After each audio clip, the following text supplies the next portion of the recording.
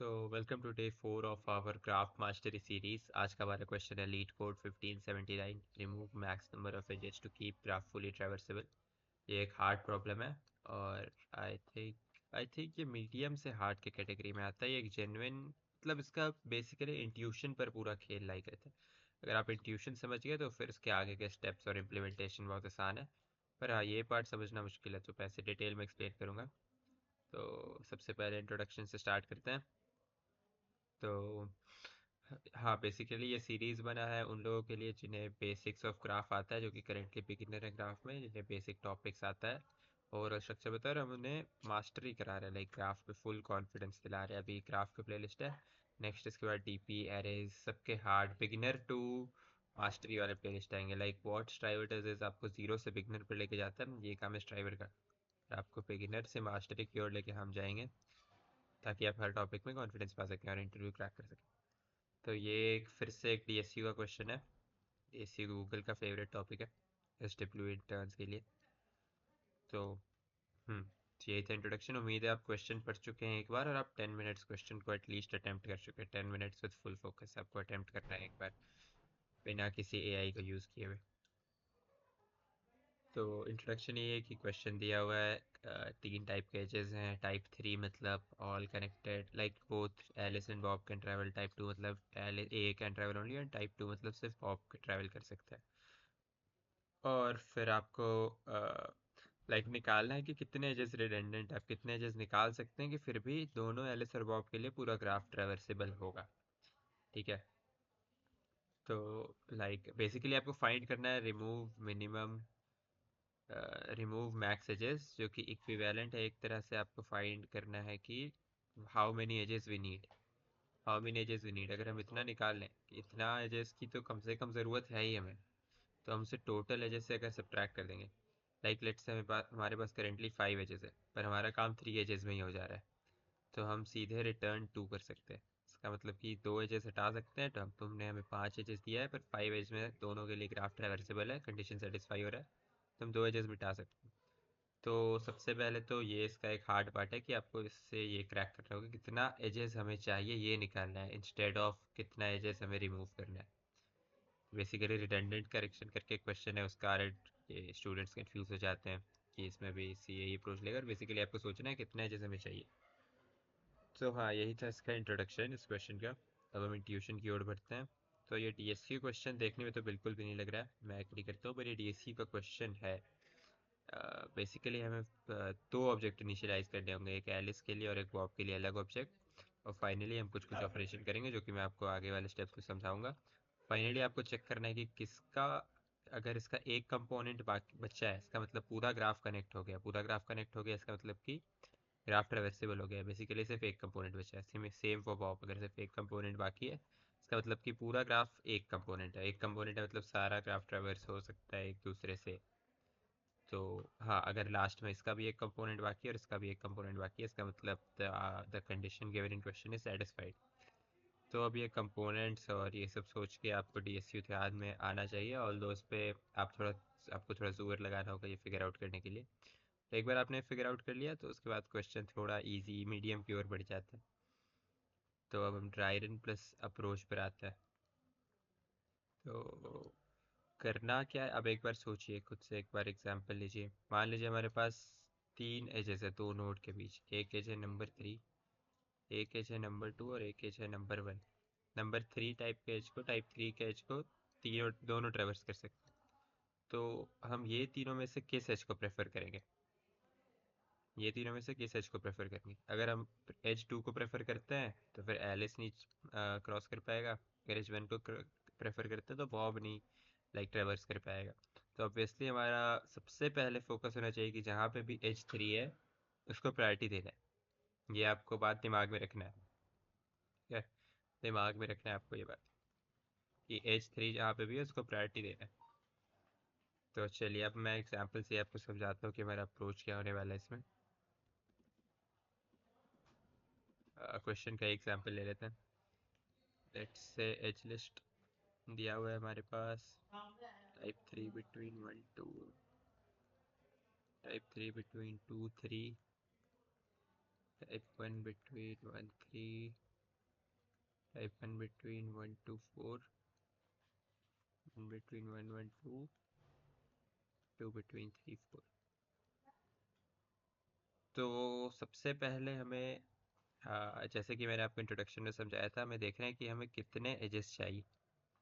कितने एजेस चाहिए अगर आप ये निकाल ले तो हमारा काम हो जाएगा। तो स्टार्ट आप करिए, दो ऑब्जेक्ट्स इनिशियलाइज करिए। एक एलिस के लिए इसको ए नाम दे दीजिए, एक बॉब के लिए इसको बी नाम दे दीजिए। अब अगर टाइप 3 है, अगर एज का टाइप 3, सबसे पहले आप एज को एक काम कर सकते हैं कि इसको सॉर्ट भी कर सकते हैं।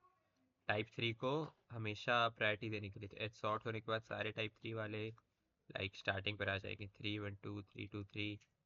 और फिर 1 2 को आप ऐसे छोड़ सकते हैं अलग से। 1 2 को इक्वल प्रायोरिटी है, टाइप 3 को सबसे ज़्यादा प्रायोरिटी है। तो सबसे पहले आप देखिए कि टाइप 3 है, ओके। फिर आप देखिए कि 1 2 का कनेक्शन अगर ऑलरेडी हुआ हुआ है तो हम क्यों एक्स्ट्रा एज यूज़ करेंगे, तो हम यूज़ नहीं करेंगे। पर अगर नहीं है कनेक्शन तो हम लोग को एज ऐड करना होगा। तो हमने क्या किया, हमने देखा कि क्या ए के लिए टाइप 3 है तो इसमें दोनों एलिजिबल है, इसलिए हमें दोनों के लिए चेक करना होगा। तो क्या 1 और 2 के बीच एज है? करेंटली नहीं था, करेंटली दोनों ऑब्जेक्ट में सब लाइक अपने अपने से जुड़े हुए, कोई किसी से नहीं जुड़ा हुआ है।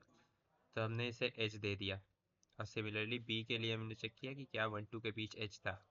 नहीं था, बी में भी, बी अलग ऑब्जेक्ट है इसे, इसलिए इसमें ऐड कर दिया, पर इसमें ऐड भी अलग से करना पड़ेगा। इसमें ऐड कर दिया। और अभी तक तो हमने टोटल एक एज यूज़ किया है 1 और 2 के बीच। ठीक है, ये हो गया हमारा, इसको हमने ट्रैवर्स कर लिया और करेंटली एक एज चाहिए हमको। अब हम चलते हैं नेक्स्ट पे, 3 2 3। अब फिर से हम चेक करेंगे, ए के लिए चेक करेंगे क्या 2 और 3 के बीच में एज है। एज नहीं था, एज बना दिया। और सिमिलरली बी के लिए चेक करेंगे 2 और 3 के बीच है कि नहीं।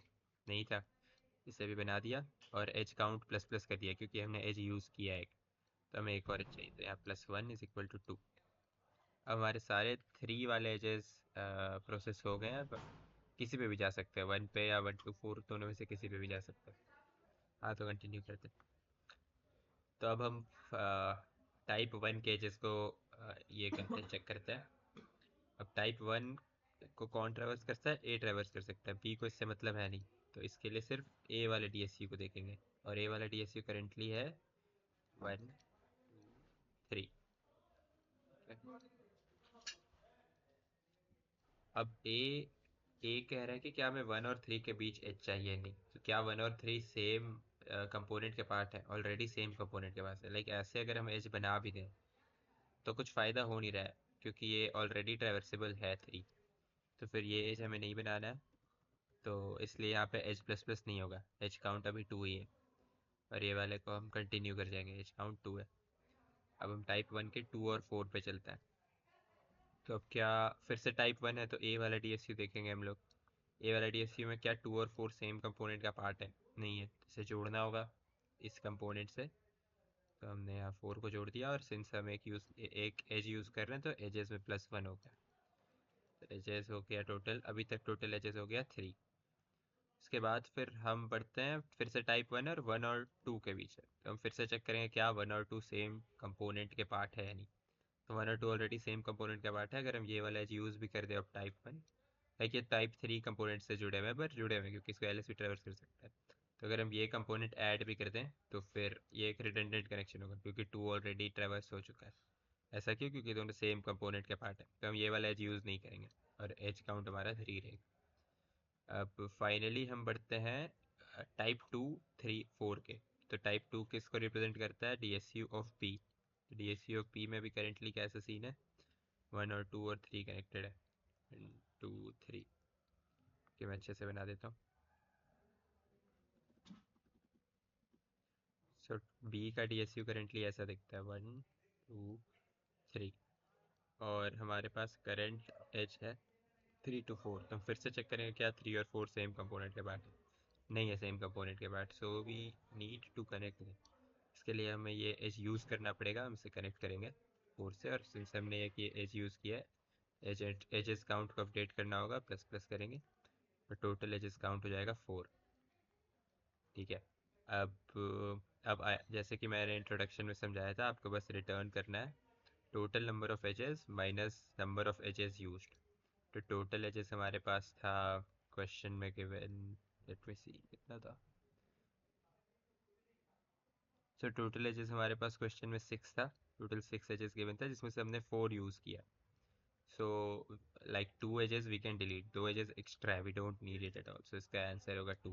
सो we need to return 2 in this. और हाँ, रिटर्न करने के पहले एक हमें चेक लगाना होगा, फाइनल चेक, वो है कि दोनों ए और बी, क्या दोनों लाइक दोनों सारे ग्राफ को ट्रैवर्स कर सकते हैं कि नहीं. तो उसका चेक यही है कि हमें डीएससी फंक्शन से कॉल करना होगा उसके कंपोनेंट साइज को, और like total number of component को. अगर टोटल नंबर ऑफ कंपोनेंट 1 है, इसका मतलब कि पूरा ग्राफ कनेक्टेड है. ए और बी दोनों के लिए जो कंपोनेंट साइज है वो 1 होना चाहिए. अगर ये 1 नहीं है तो हमें -1 रिटर्न करना है, अगर 1 है तो हमें रिटर्न करना है like total number of edges minus the number of edges we used. तो यही था ओवरऑल इस क्वेश्चन का क्रक्स. अब इसका एल्गोरिदम मैं लिख के समझा देता हूँ, उम्मीद है आप इसके बाद खुद से अटेम्प्ट करेंगे इसको. इसका एल्गोरिदम सबसे पहले कि सॉर्ट द, आपको सॉर्ट करना है like the edges, edges array को प्रायोरिटी टू टाइप 3 देते हैं. कस्टम सॉर्टिंग आप यूज़ कर सकते हैं या आप अलग से एरे बना सकते हैं, आपकी मर्जी है. टी टू टाइप 3, ठीक है. इसके बाद फिर ट्रैवर्स एज लिस्ट सॉर्ट होने के बाद तो सबसे पहले हमेशा 3 नंबर वाला आएगा, इसे प्रायोरिटी देनी थी हमें. और if the two nodes are already in same component, इसका मतलब कि ये ऑलरेडी ट्रैवर्स हो सकते हैं. So we don't need to use this edge, क्योंकि अगर सेम कंपोनेंट में, इसका मतलब ऑलरेडी कनेक्टेड है. So we don't need to use the edge. So skip, skip कर देंगे सिंपली. एल्स, अगर वो डिफरेंट कंपोनेंट है मतलब हमें कनेक्ट करने की ज़रूरत है, या एल्स में हम लोग एजेस प्लस प्लस कर देंगे और उसे कनेक्ट कर देंगे using union. Connect using union.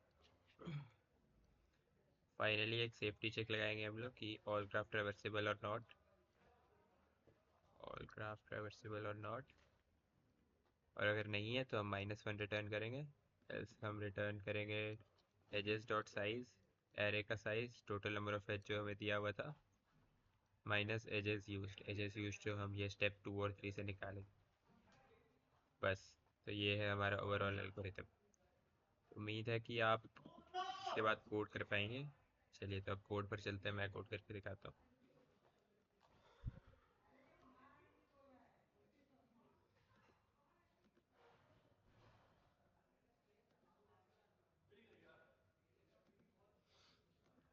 सबसे पहले DSU क्लास डिफाइन कर लेते हैं हम लोग.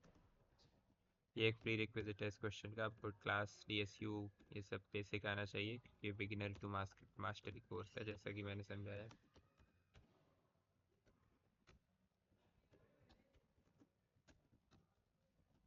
तो ये इनिशियलाइज करते हैं हम ऐसे DSU को.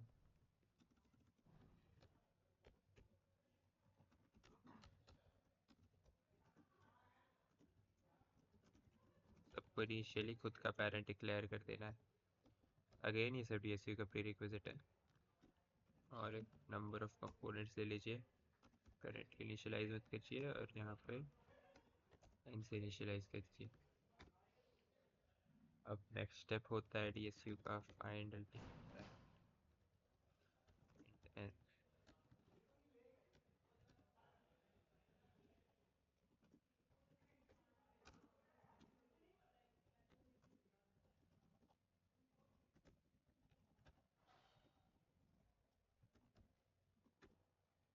तो ये है फाइंड अल्टीमेट पेरेंट. अब फाइनली यूनियन बाय साइज हम कर देंगे.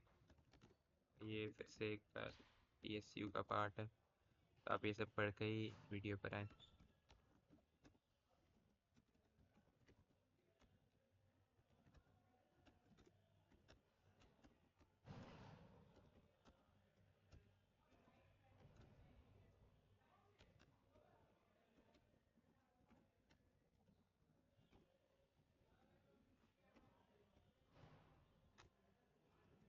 अभी पेरेंट्स को हमने अपडेट कर दिया.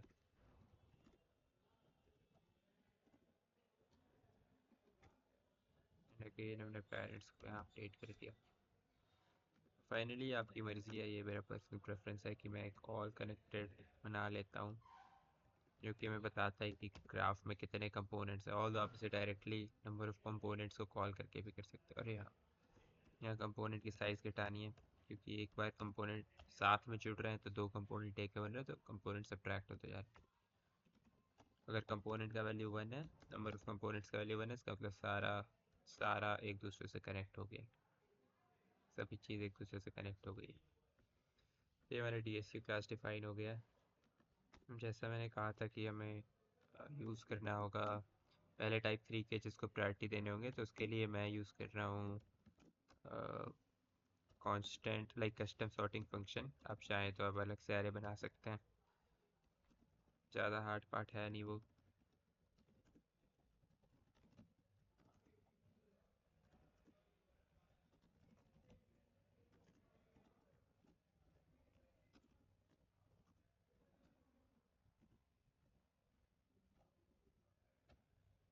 हम्म, तो ऐसे करके सारा जिसका भी वैल्यू 3 होगा, लाइक जिसका भी वैल्यू ग्रेटर होगा विच इज़ 3, तो वो एरे के टॉप स्टार्ट पर आ जाएंगे। फिर हमें दो DSU इनिशियलाइज करने होंगे, वन फॉर ए, इसका साइज़ होगा n, क्योंकि n एजेस ट्रैवर्स करना है। वन फॉर बी, और उसका भी साइज़ होगा n। और फाइनली हमें एजेस को सॉर्ट कर देना है अपने कस्टम सॉर्टिंग फंक्शन से। आप कह रहे हैं वेक्टर कैसे सॉर्ट होगा, तो फिर वो कस्टम सॉर्टिंग फंक्शन आपको पढ़ना होगा। या मैं सजेस्ट यही करूँगा कि आप डायरेक्टली एक अलग से एरे ले लें टाइप 3 वेक्टर के लिए, और टाइप 1 के लिए फिर अलग से चले, तो उससे भी काम हो जाएगा। तो अब हम ट्रैवर्स करना शुरू करते हैं एजेस में। सबसे पहले इसकी टाइप निकालते हैं। तो टाइप हमेशा याद करिए कि फर्स्ट इंडेक्स पे स्टोर होता है। यू है हमारा, नोड 1 है यू और नोड 2 है वी, तो ITF2 पे नोड 2 स्टोर हो रहा है। सबसे पहले हम ढूंढ लेते हैं कि अगर ये सेम ही कंपोनेंट के, हर एक कंपोनेंट की पहचान उसके पेरेंट से होती है, तो अगर ये सेम ही कंपोनेंट के already, so we don't need to do anything to it. हाँ, तो अब सबसे पहले चलते हैं कि अगर टाइप 3 है, अगर टाइप 3 है तो आपको एक add variable use add Boolean add करना होगा, यूज़ करना होगा अभी। क्योंकि अगर हम डायरेक्टली H++ कर दें, लाइक लेट्स से कि अगर टाइप 3 है, ठीक है, टाइप 3 है, और हम ए 1 से 2 जाना है, और अगर हम एक बार ए के लिए से ऐड करें और H++ करें तो H का वैल्यू 1 होगा। फिर बी के लिए अलग कंपोनेंट है, फिर से ऐड करें, फिर से प्लस प्लस करें, फिर 2 हो जाएगा टोटल एजेस काउंट। ऑल दो हमने एक ही ऐड किया है 1 से 2, भले दो अलग अलग कंपोनेंट भी किया है, पर एज एक ही ऐड किया है 1 से 2। इसलिए जब टाइप 3 होगा तो हमें यूज़ करना होगा एक बूल वेरिएबल, वरना फिर डायरेक्टली हम यूज़ कर सकते हैं H++ डायरेक्टली कर सकते हैं, क्योंकि टाइप 2 में हमें सिर्फ एक ही कंपोनेंट के बारे में ध्यान देना, और टाइप 1 में भी एक ही कंपोनेंट के बारे में ध्यान देना। हम्म, जैसा कि मैंने कहा था, अगर ए ए कंपोनेंट में यू और वी कनेक्टेड है, आई मीन नॉट कनेक्टेड है, ए कंपोनेंट में यू और वी नॉट कनेक्टेड है, then we need to connect. हम वो कैसे करेंगे उसकी चिंता मत करिए, वो DSU अपने आप कर देता है, यूनियन बाय साइज या यूनियन बाय रैंक, आप जो भी यूज़ करते हैं उससे यू और वी को कनेक्ट कर दीजिए। और क्या करना है आपको, और ऐड को ट्रू कर दीजिए, सिंस हमने ये एक एच यूज़ कर लिया है तो ऐड को ट्रू करना होगा। सिमिलरली बी के लिए भी आप ऐसे लिख दीजिए, अगर बी में दोनों सेम कंपोनेंट के नहीं है, so we need to add it.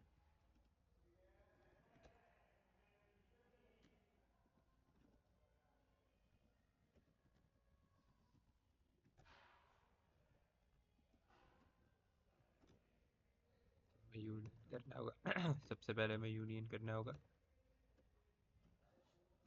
और ऐड को ट्रू करना होगा, और हमें एक वेरिएबल मेंटेन करना होगा इंट एजेस यूज्ड, जो कि हमें बताएगा अब तक हमने कितने एज यूज़ किए। तो edges used plus equal to add, ये बूलियन ऑटोमेटिकली 1 0 में कन्वर्ट हो जाएगा। अगर ऐड ट्रू होगा तो इसमें 1 ऐड होगा, वरना 0 ऐड होगा। अब सिंपल है कोड, यही था मेन क्रक्स। अगर टाइप 2 है तो आपको सिर्फ बी के लिए चेक करना है,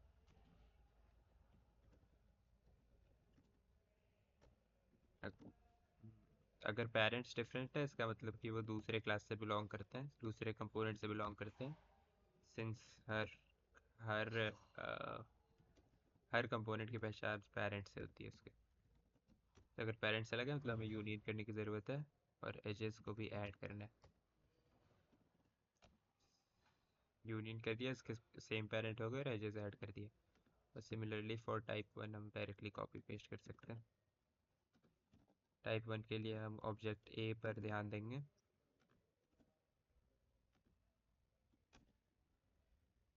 हम्म तो ये आई थिंक हमारा काम हो गया है। और एक गड़बड़ है यहाँ पे कि ये वन बेस्ड इंडेक्सिंग है और हमारा DSU ज़ीरो बेस्ड है। तो हम इससे एजेस को वन बेस्ड बना सकते हैं। वो कैसे करना है मैं अभी समझाता हूँ। सारे नोड वैल्यू को एक एक घटा दीजिए, तो उससे हमारा जो वन बेस्ड इंडेक्सिंग का एजेस है वो ज़ीरो बेस्ड हो जाएगा। और टाइप को वैसे ही छोड़ देना है क्योंकि टाइप तो 312 है। बाकी नोड नंबर को एक एक घटा देना है ताकि वन से ज़ीरो हो जाए। ठीक है, तो मुझे लगता है कि यहाँ पे भी काम हो गया। और अब फाइनली हमें रिटर्न करना है जो हमारा एच डॉट साइज था, मतलब कि कितना हमने हमें इनिशियली गिवन था और माइनस हमने कितना यूज़ कर लिया।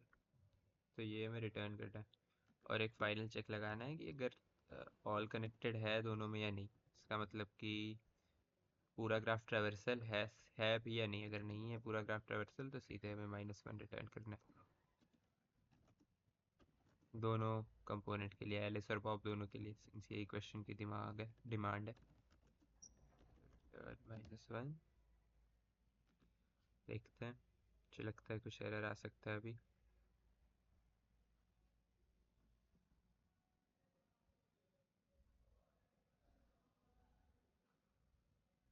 ओह, यहाँ रिटर्न डाला मैंने, भूल गया रिटर्न डालना होगा।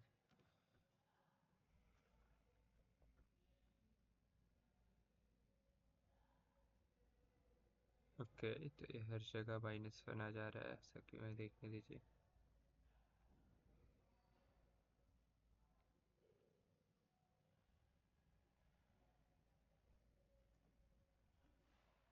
कॉम्प इज इक्वल टू 1, अब हम इनसे इनिशियलाइज कर रहे हैं।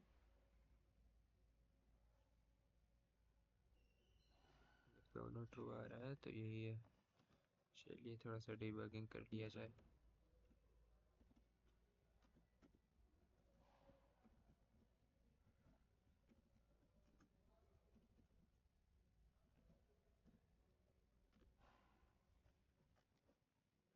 क्या आपको गलती दिख रहा है ऑलरेडी?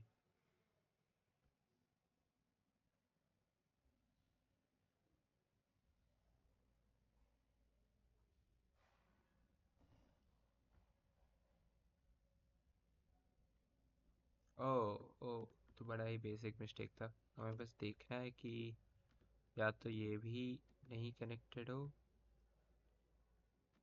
या बेसिकली अगर कोई भी फॉल्स रिटर्न कर रहा है, या तो ए नॉट कनेक्टेड हो या तो बी नॉट कनेक्टेड हो। हाँ, तो एक बार बस मैं कंफर्म कर लेता हूँ फिर मैं एक्सप्लेन करूँगा। हाँ, तो हमें देखना है कि अगर ए या तो नॉट कनेक्टेड है या तो बी नॉट ऑल कनेक्टेड है तो हम -1 रिटर्न कर दे रहे हैं। मतलब या तो ए टोटली ट्रैवर्स नहीं कर रहा है या बी ग्राफ टोटली ट्रैवर्स नहीं कर पा रहा है, तो क्वेश्चन की कंडीशन सेटिस्फाई नहीं हो रही है तो हम -1 रिटर्न कर दे रहे हैं। वरना जैसे मैंने आपको समझाया था तो edges dot size minus edges use return कर दे रहे हैं। सबमिट कर दिया जाए इसे।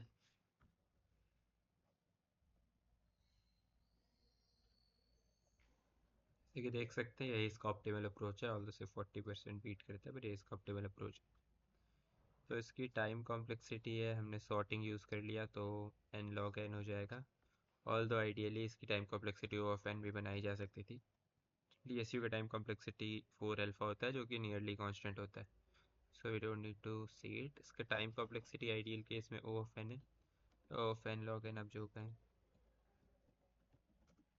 सी है O of n log n इस अप्रोच की। ऑल O ऑफ n भी बनाया जा सकता है अगर आप कस्टम सॉर्टिंग की जगह एक अलग से एरे ले लेते, और ऐसे दोनों में एक्सेप्ट हो जा रहा है, so it isn't really matter. और स्पेस कॉम्प्लेक्सिटी है इसकी, DSU में हमने स्पेस यूज़ किया है तो इसकी space complexity O of n है। Thanks for watching.